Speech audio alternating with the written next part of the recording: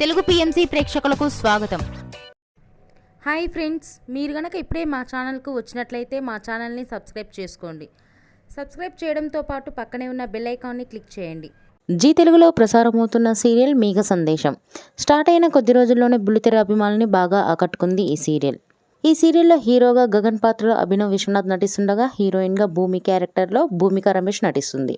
ఇతర ముఖ్య పాత్రల్లో శ్రీకృష్ణ కౌశిక్, సుజిత నటిస్తున్నారు. గగన్ భూమికి సంబంధించిన కొన్ని లేటెస్ట్ ఫొటోస్ని ఇప్పుడు మనం కూడా చూసేద్దాం.